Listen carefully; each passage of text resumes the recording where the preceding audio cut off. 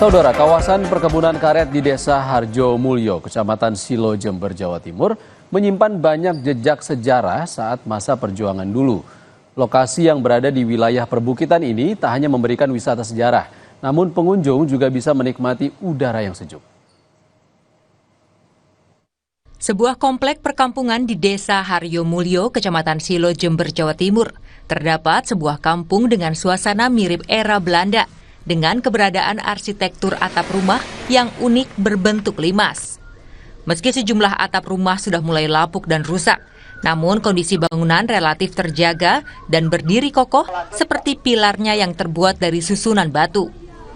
Selain hawa sejuk karena berada di pegunungan dan tengah perkebunan, lokasi ini serasa kembali ke masa lampau. Tak hanya suasana ala zaman sebelum kemerdekaan, pabrik pengolahan kopi dan karet dengan mesin dan peralatan berusia tua hingga kini tetap berfungsi. Secara histori, bangunan tersebut merupakan peninggalan bangsa Belgia yang pernah datang ke sejumlah wilayah di Indonesia sekitar tahun 1928 silam.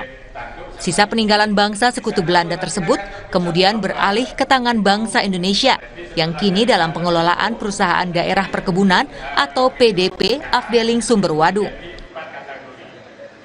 Bangunan-bangunan yang ada atau tersisa dari peninggalan pemerintahan Belgia atau Belanda sebelumnya itu ada perumahan dinas manajer, kemudian sebagian rumah dinas karyawan kebun itu sendiri, termasuk bangunan pabrik pengolahan karet khususnya itu yang ada juga. Itu masih difungsikan? Masih sampai dengan saat ini masih difungsikan.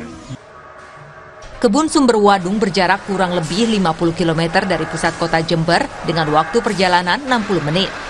Usai berwisata dan menyelami sejarah, pengunjung juga bisa mencicipi sajian kuliner ala pedesaan yang disediakan pengelola kebun dengan harga Rp20.000 per porsi.